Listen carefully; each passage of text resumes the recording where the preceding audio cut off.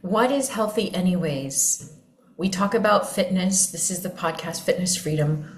What is health anyways? Today I'm going to give you the spectacular lowdown, and you will, at the end of this episode, likely be inspired, likely have some fresh, exciting questions to ask yourself, and maybe even some new ways of thinking about your body and health that you've never thought of before. So the dictionary definition of healthy is enjoying good health. I'm looking at it right now. Not displaying clinical signs of disease or infection, beneficial to one's physical, mental, or emotional state, conducive to or associated with good health or reduced risk of disease, showing physical, mental, or emotional well-being. So it's a little bit circuitous because it's just saying that good health is good health. Healthy is good health. That's the Merriam-Webster dictionary. I want to invite you to, in this episode, get a little bit clearer on what your own definition of healthy is and what it means to you. And I want to offer as well my evolved definition of healthy and what that means. I have been doing the last few episodes on this podcast have been around the 4-H method, which is hope, habits, happiness, and health. And now we are at the healthy part. Usually when people are, if you go to the 4-H method, the link is in the show notes, go.mlroscoe.com/the 4-H method. You can see what I'm talking about. I have a visual representation of what I'm talking about. It's a pyramid, and at the bottom of the pyramid is hope, and then there's habits. Next, happiness is third, and then health is at the pinnacle. And usually when we are looking to improve our fitness or change our habits, maybe around exercise or sleep or self-care or eating, we might struggle with a persistent pattern in our lives that we are aware is not serving us, whether it's on the side of I'm really rigid with my food intake or with my exercise routine, or I'm really restrictive and I know it's not serving me long term, or it's on this side of like I'm not doing anything, I know I could eat better or eat more healthy or move more or whatever. Wherever you land as you're listening to this, or wherever one lands, usually when we are on this side of, in the place of I want to improve my health, we go straight to diet and exercise. And really those are just two small slices of the whole pie of health. Happiness is related to holistic, us as holistic beings. You can listen to the previous episode. I do recommend listening to it backwards, so to speak, if you're going from new to old. Go from old to new and listen to the last few episodes, starting with the hope one, and then the habits, and then the happiness, and the healthy, this one last. So if you haven't caught up, go ahead and listen to the previous 3 episodes and then come back here. But in the 4-H method, we start instead with yourself, with you, and that's the hope aspect. What beliefs do you have? How is your level of awareness of yourself and really consciousness and identity, awareness? That's where we start. And that's the most sturdy and lasting and easy way of transformation and change. So health is actually the top part. And it's ultimately what we're going for, right? We want to feel healthy. We want to enjoy life. Another aspect of health is that we aren't healthy just for the sake of being healthy. Healthy is not about ticking all the boxes or looking a certain way, which I'm going to get into. It's about really enjoying life. So when you think of healthy, I'm just going to ask you to stir your mind a little bit. When you think of healthy, what image comes into your mind? Maybe think of an external body or person who inhabits healthy. It might be a specific person in your life. It might be an amalgamation of different ideas and experiences and messages you've received. What does that look like? What does healthy look like to you in a person or people? And depending on your experience, your background, your culture, you're going to have different images come up into your mind. And then I want to ask you, in your own body, what does healthy feel like to you? Is there a time in your life where you felt healthy? And I don't mean thin, and I don't mean ascribing to society's standards of how your body, quote unquote, should look, but I mean healthy, feeling healthy. What did that feel like to you? Could you think of a few adjectives or a few character traits? Can you remember what it feels like in your body? Maybe you're in that place right now where you feel the healthiest you've been. What does it feel like in your body to be healthy? Mentally, emotionally, physically. Now, I'm going to give you some disclaimers before I offer my own definition of healthy, which I'm excited about because it is so invigorating and expansive. When we think of healthy, we often think of thin, able-bodied, white, tone, male or female, or depending on, typically probably you didn't think of someone who was very queer-coded. We just have these suppositions, these ideas of what healthy looks like. But true health, I want to make some disclaimers, is not related to weight. We often correlate health with thinness, which is not true based on studies and plenty of life experience. I work with people in eating disorder recovery, so I know firsthand, really intimately, having also dealt with an eating disorder, how untrue it is that health is related to weight. You can be in a bigger body and be healthy. You can be in a smaller body and be unhealthy. So I just want to make that clear that studies show, I've mentioned this before in previous episodes, that weight stigma is worse for your health than actually being in a bigger body. Weight stigma, the shame around being in a bigger body, is more detrimental to your health than actually the consequences, quote unquote, of being in a bigger body. And multiple studies show that higher weight in older age is correlated with greater health. So it's actually beneficial to be at a higher weight than a lower weight when you are getting older, especially in women.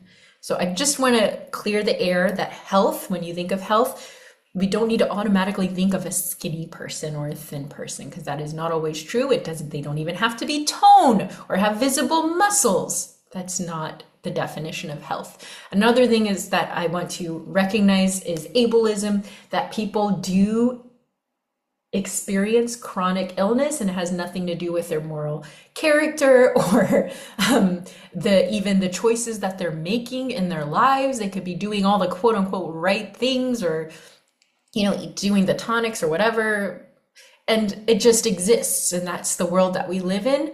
And I will offer some more ideas around that when I come further down into the definition of health. And there's also the trans experience of feeling like you're not in the your assigned gender does not connect with how you feel inside, and your body might not feel like yours. And I can't understand firsthand the trans experience, but I know it is related to health and body image, and I want to recognize that. And I love you. You are the future. My trans friends. Okay, so with those disclaimers out of the way, with kind of breaking down the framework of where I'm coming from in the 4-H method, I want to give you my definition of healthy. And not just so that you take on my personal definition, but to make you consider maybe some ideas you haven't around what your definition of healthy might be, and how you want to make goals or desires for your own health and your own body. Okay, so this is related, but the purpose of health, I'm going to say this again, is not for the sake of being healthy. It's just like money. we often and I've listened to lots of money manifestation things, and something that is congruent and lots of the messaging is not to think about how much you want to make, but how it's going to make you feel and what you're going to do with that money. So, some people might be like, I just want a six-figure annually, or I just want $1 million, or I just want $5 million, $10 million. That's all I want. But unless you attach that to a feeling or a purpose, it's a lot harder to get into that place of receiving it or experiencing it. And it's the same with health. A lot of the times we've made health the goal, where it's like a way of gaining approval. It's a way of signifying status. It's a way of being good. I eat clean. I go to the gym 5 times a week. I do these classes, or, I have visible abs. That makes me a better person. Or I don't eat sugar. I'm superior. Or I run marathons, or I do X and X and X. And that's the picture of health. That's what makes me healthy. That's what gives me a sense of control and gratification. And while that might be valid, health goes a lot deeper. Health is not just a list, a to-do list. It's not a to-do list. It's more about embodiment. And well, let me show you. It's about enjoying your life. So the purpose of health is not for the sake of health itself, but to enjoy the health that you have and living the life that you want. So I define it, the purpose of health, is being most you, expressing yourself, who you really are, because that is health. If you've ever known what it's like to hide yourself, to feel like you're changing parts of yourself to fit in, it kind of eats at you. You're not just mentally and emotionally, but physically as well. It eats at you.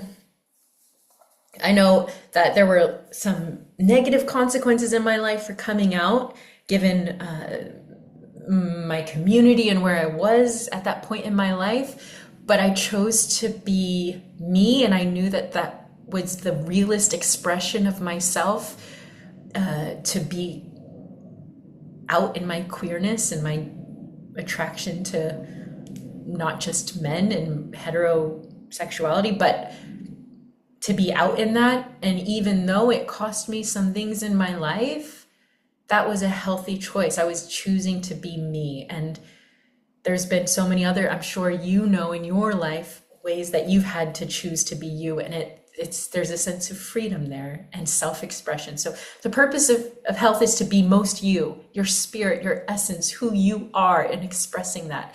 Next is enjoying your life how you want. Enjoying your life how you want.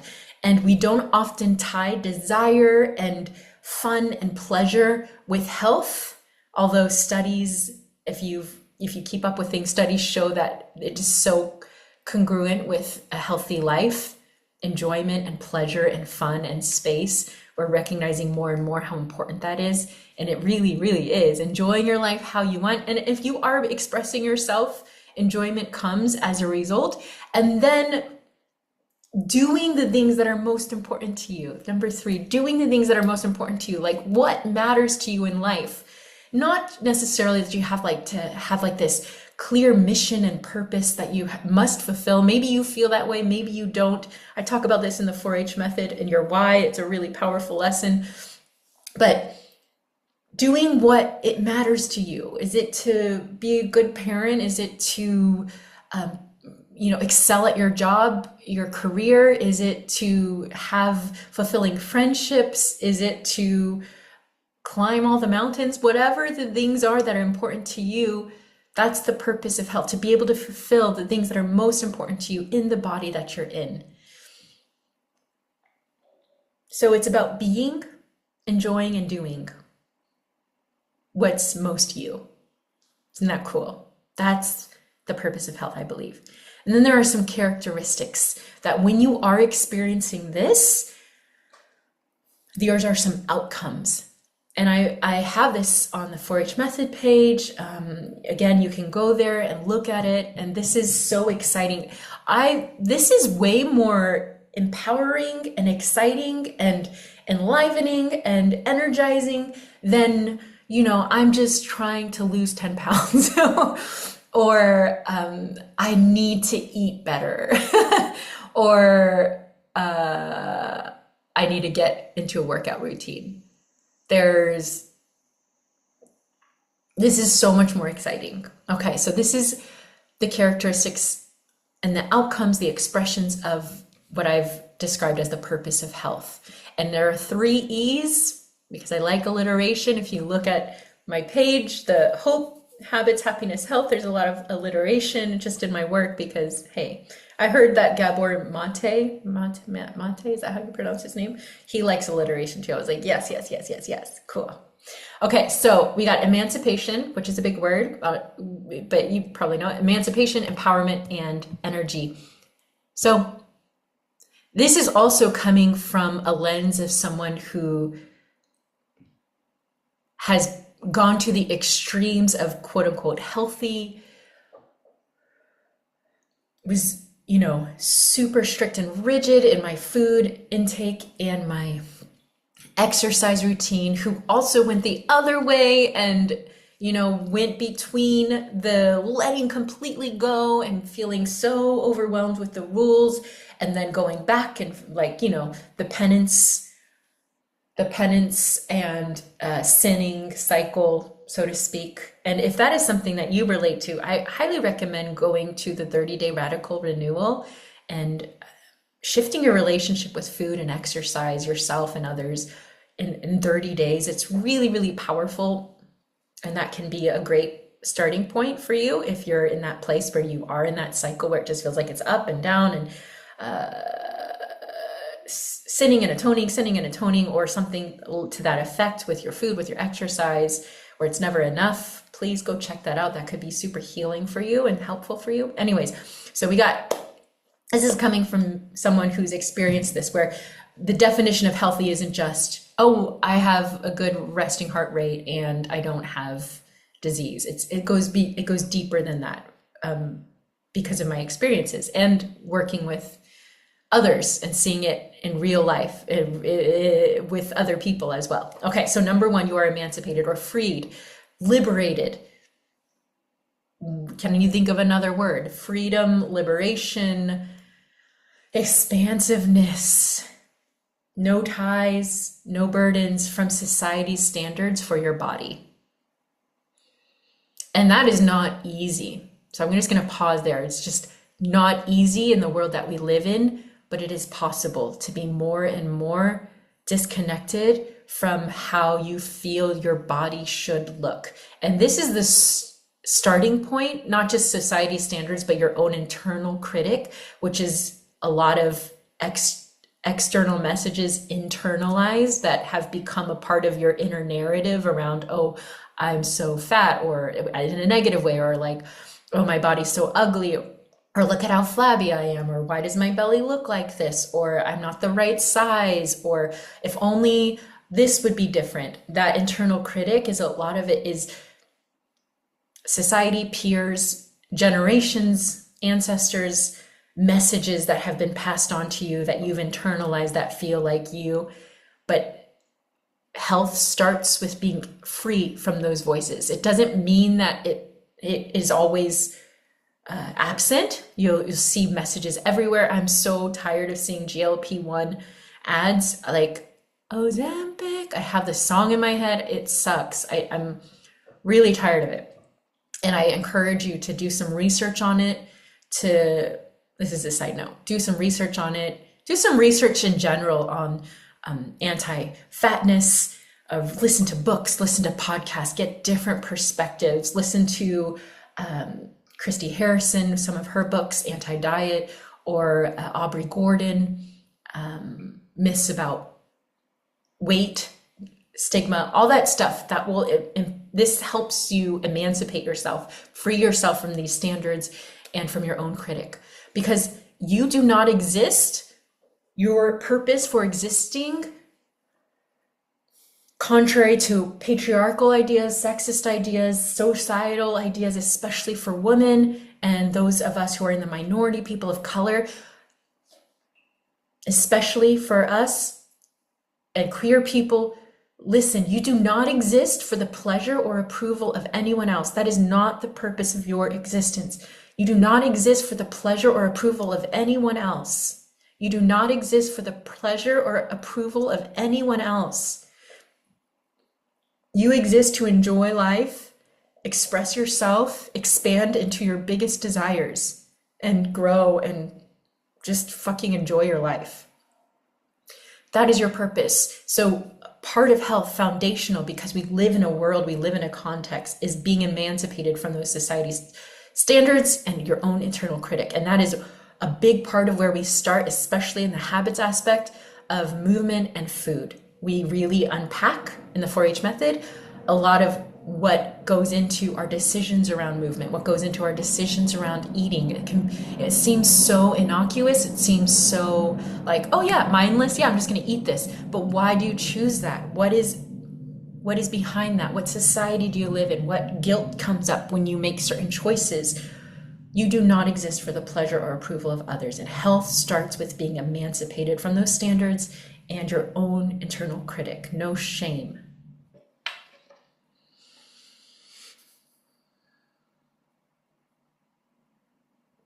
And then number 2, empowerment. You feel empowered in your body and in your health. And this applies to you if you have 0 diseases, if you have chronic illnesses, if you are able-bodied, if you're not able-bodied. Because you know not just the what of health, like what you're doing, but you're knowing why you're doing it and how, not for just anyone, but for you, because you have become more in tune with your body, your heart, and your mind. And that comes with embodiment. So embodiment equals empowerment. Embodiment is when you are in your body and you are living life, not just in your head, with your brain making all the decisions and leading the way, but with your body being a guide, with your body being a friend, with your body being an ally. And that's why I say in the 4-H method, your body, your home, your health, your hero journey, because your body is your home, your center. It's not something to fight against. It's not something to fix. It's not something to control. It's a place that is safe and good and trustworthy, a friend. And then from there, you create your unique health journey, which is what I'm talking about, this being yourself and doing what's important to you and enjoying your life.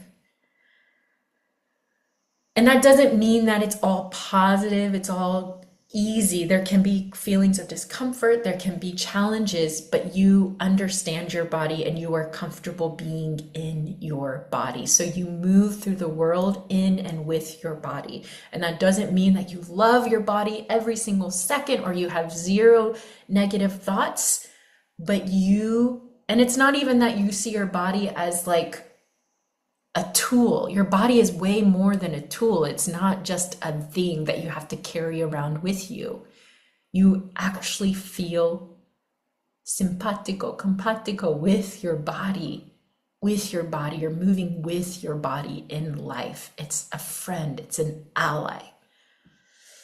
And then from there, you have energy. Number 3, energy to do what you want, when, where, and with whom you want. And I know there are limits to this depending on, your level of